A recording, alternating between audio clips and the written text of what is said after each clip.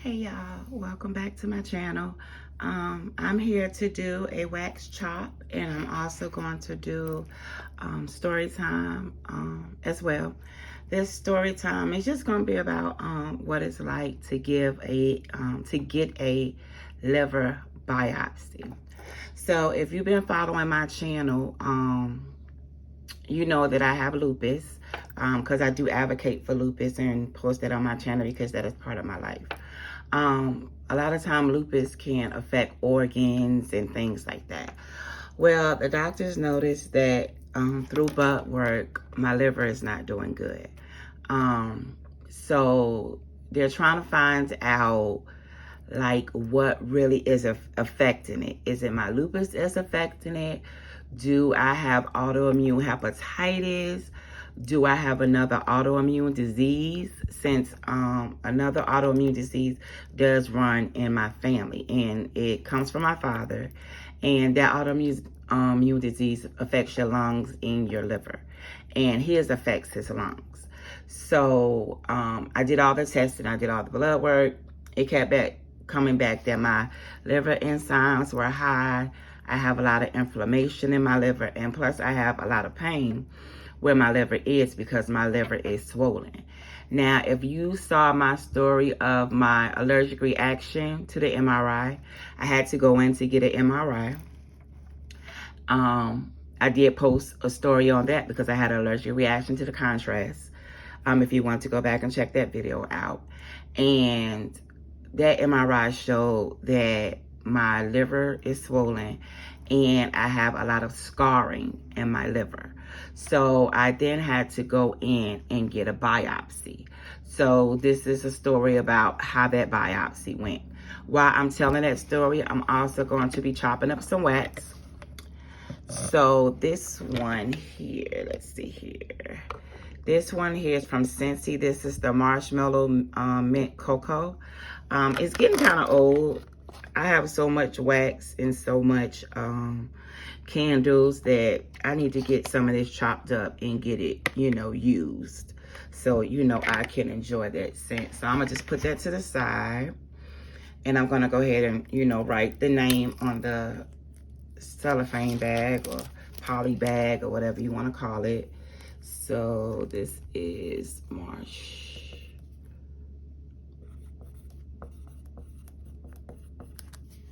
Mellow Mint Cocoa. And I'm not going to chop up the whole brick right now.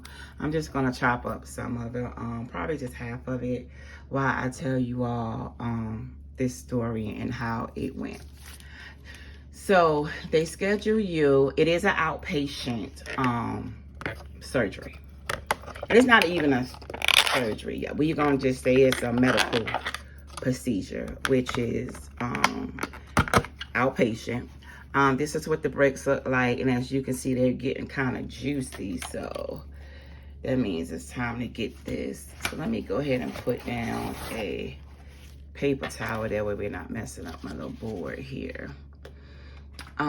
So like I said, it is considered an outpatient procedure. So they schedule you to go in, and my scheduled time to be there was 6:30 in the morning. The doctor, he's doing, they make some money because they be rolling on people, be rolling them little procedures out like it ain't nothing. So I was taken, back into a room. Now, in this room, there were multiple people. I wasn't the only people. It was, people who may have had colonoscopies or endoscopies, or they were getting a liver biopsy. So, the people who were getting the colonoscopies and things like that, they were taken into their own they was taken into their own operation room. But people who were getting a biopsy, we was all in the same room. So we were just separated by curtains. So like, say as if you was to go to an emergency room and you wasn't in, your own room, and you was just separated by a curtain. That's what it was like. So it was a lady that was going ahead of me, and she was right next to me. That lady about irked my nerve. So you're there for about 4 hours. The procedure only takes like 10 minutes, not even that. But this lady moaned and groaned the whole time. I mean, the whole time. They didn't even touch her, and she was in there moaning and groaning. So, for one, she was, she was annoying the hell out of me because all that moaning and groaning you doing, girl, it ain't that serious. So, me and the nurses, because when they take you back there, of course, they would have you take your urine test if you're still a female. They always do a pregnancy test. No, I would not be pregnant because you couldn't pay me to have another baby. Anyways, so, I had to do the pregnancy test. And then they have you change out your clothes.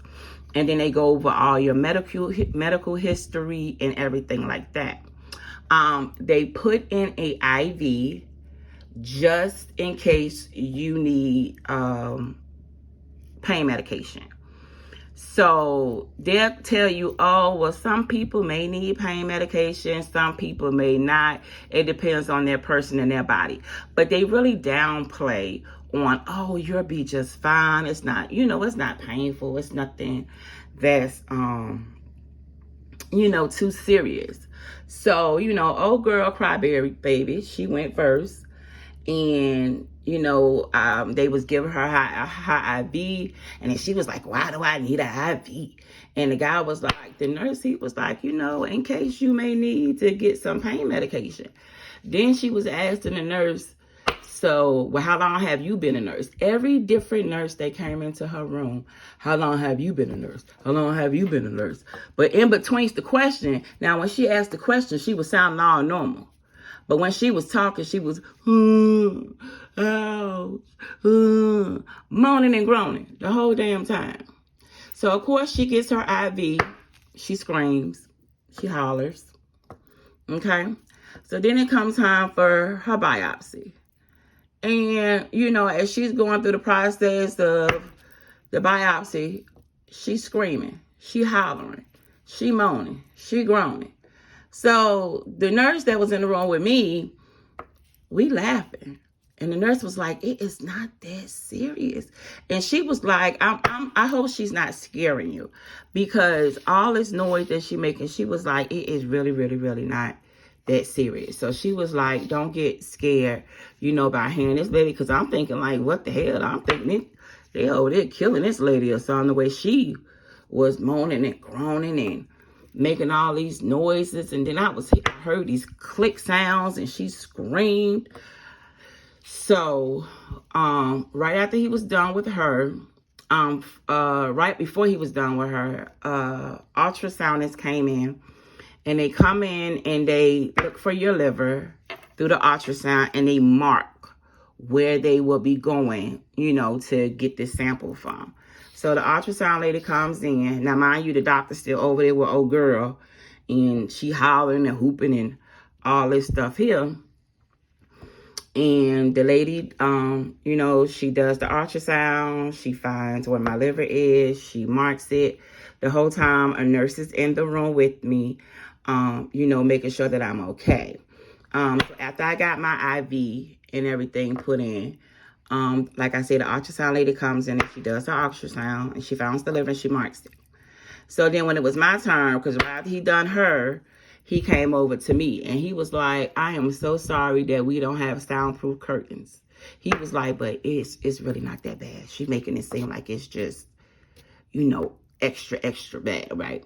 So by this time, she over there crying, whooping and hollering. She in so much pain. She needs the pain medication. She is hurting and all this and this. Okay, so how they do the biopsy is they insert a needle through your belly into your liver, and I don't know what it's called, but it's something that they use that makes a clipping sound that clips the piece off your liver. Then you hear another click and then it pulls it out. So he gets over to me and he double checks with the ultrasound machine, making sure that the ultrasound tech was correct and where my liver was. He said, she was right on. She was a match. So, I had to lay flat on my back, but I had to put my feet to the left. So I kind of was like at an angle. So they do numb your stomach. So they don't give you pain medicine off back. They just numb your stomach. So the numbing that they use is lidocaine. So they tell you it's a pinch and a burn. No, it's a pinch, a burn, and a hurt. Oh, it's just a pinch and a burn. No. Once that stuff get down there and burning, it hurts. But I'm a G. I took it. So he put the lidocaine in. So I did that process.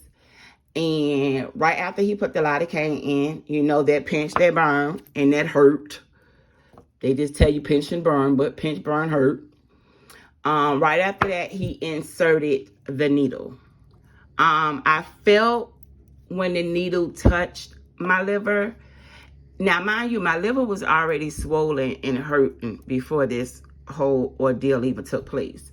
So I felt when he touched the liver, it was just pressure. It wasn't pain because it was numbed, I guess, by the lidocaine. But you do feel the pressure and you do know they down in your stomach and they doing something. So the needle makes this, he tell you to hold your breath, makes this big old click sound. And he's doing something else down in there. And he told you to hold your breath again, makes another click sound, and then he pulls it out. I did see the little piece of liver because I'm one of the people that I want to see what's going on, what you took out, whatever. They put it in a little cup. It was in, like some little liquid inside of a little cup. So it just like a little piece of, flesh. But I knew it came up out my body, my liver. So then they, it, like I said, it's real quick. Not even 10 minutes. They go in and they snap that thing out and that's that. Mind you, crybaby still over there moaning, groaning, hollering.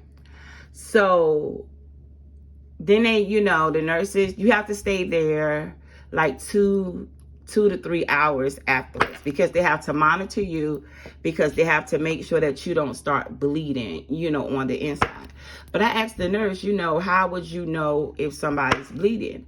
And she said that their side would swell up, their stomach would swell up, and they would be in a lot of pain. So, she was like, what's your pain level? I was like, oh, it's like a 3. Like I said, my liver was already aching from the jump. So it was like a 3. Y'all, that damn lidocaine wore off. She came back. Well, what's your pain level? Man, we at about an 8. My stuff was hurting. It hurt when I breathed, took a deep breath, if I moved. And I'm like, hold on, folks. Y'all told me that this procedure wasn't painful and, all this and this. But I'm hurting. So then she said, oh, that's because the lidocaine don't wear off. So that's why we give you the IV to give you pain medication. So she said, you want some pain medication? Yeah, girl, go ahead and bring it on here. Now, mind you, crybaby next door, I done heard her call for pain medicine about 3 damn times. I mean, they was giving her dose after dose after dose. But I thought she was just being a big baby about it. Oh, no. So she was like, okay, let me get you some pain medication. Because right after he did it, I felt nauseous. And the lidocaine, that stuff wore off quick. I was like, goodness. So she brings the pain medication. And I'm like, well, what is this? She was like, this is fentanyl. I said, that Michael Jackson? So she started laughing. And she was like, well, the stuff that people been dying from on the streets. And I said, you about to give me that? She was like, oh, no, you'll be okay. You'll be okay.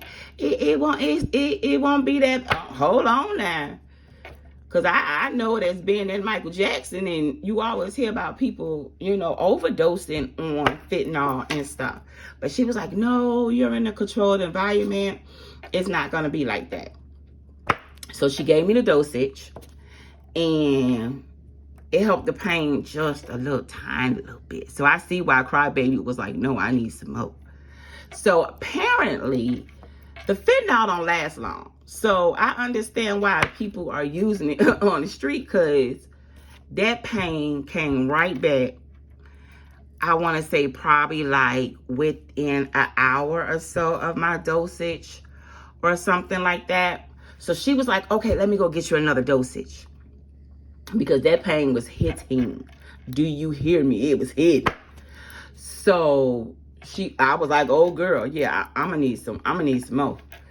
So she came and she gave me another dosage. And of course you can't eat or drink or anything like that after, an hour of the procedure. Like, my mouth was dry and I was just sitting there in pain. Now, homegirl was crying out loud, but I was crying in silence. Because like I said, I'm a G. So, I was trying to take it like a G. And so the nurse was like, oh, you're so good. You're so brave. And I'm thinking to myself, Heifer, if only you knew. Because she had held my hand through the procedure. Because she was like, give me your hand. So, but she was like, but you did so good. You did so well. So they came back with another dosage of the fentanyl. So this is all they give you for pain, which wears off quickly.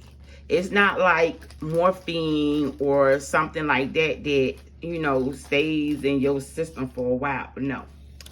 So, they monitor me. They make sure your blood pressure, everything, is make sure you're okay, you're fine. They check the site.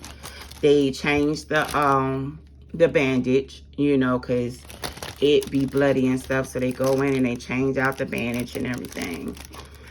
So then it was time to, when you go, somebody has to be there with you, to drive you home, because, you can't drive or you can't do anything. So, I'm thinking I'm good, I'm fine, okay. I don't got the second dose of fentanyl. And when it came time to put my clothes on, she was like, all right, swing your legs to the left. Sit up. When I said up, baby, that pain hit like it wasn't nothing. It didn't even matter that I had just got fentanyl twice. That pain was something serious. Now, I'm not trying to scare people. I have a very, very, very high pain tolerance.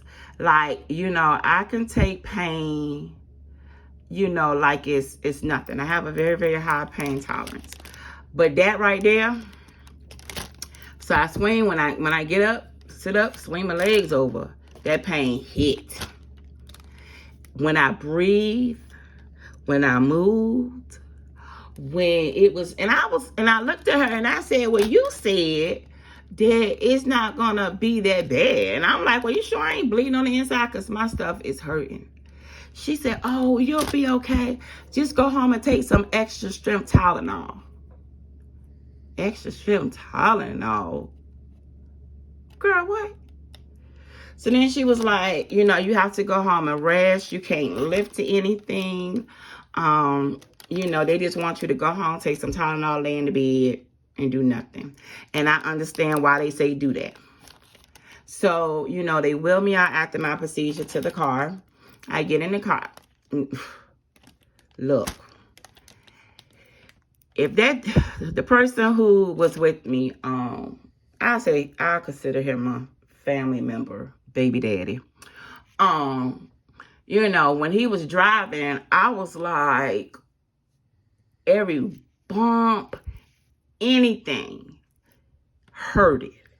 If he hit a bump while he was driving, and it could have been like a little, not even a bump in the road. I mean, even just riding in the car was hurting.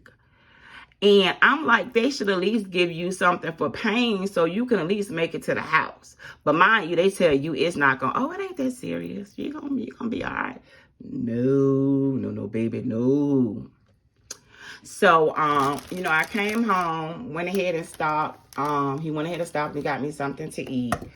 And I have a townhouse, so, I'm walking like a true old lady, because every time I move, breathe, deep breath, anything, it hurted. So I had to walk up my stairs, and that hurted.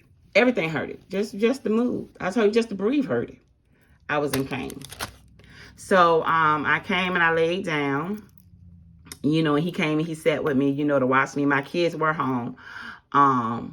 So, you know, he sat with me and stuff. And I was like, well, let me try to eat first. Even eating hurted. Let me try to eat first before I take Tylenol and put it on my stomach. So, you know, I just laid in the bed. Every time I moved, you know, it hurt and everything. So he got up and he got ready to leave. So my children, you know, were here. They helped me out, you know, a whole lot. Of course, you know, when they see mommy in pain, they, you know, they're right there. They right there, Johnny on the spot. So, you know, the 10-year-old, you know, he came and sat with me. He watched me if I had to get up. Or in my 16-year-old, you know, if I needed help walking or moving, you know, they were there. Because I wasn't able to, you know, go down the stairs. But even just to get up to go to the bathroom, you know, I probably was going to, you'd have thought I needed a pee bucket. Because, boy, by the time I was going to make it to the bathroom, because I had to move so slow because I was in so much pain. So after I ate, I finally did lay down.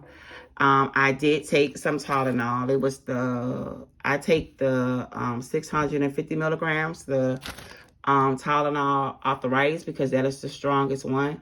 The other ones are only 500 milligrams. So I took 2 of those. And then I took some Benadryl. Now, my retarded self forgot I don't have fentanyl. And I normally take like Valium for my anxiety, and I take anxiety medication as well called Lexapro.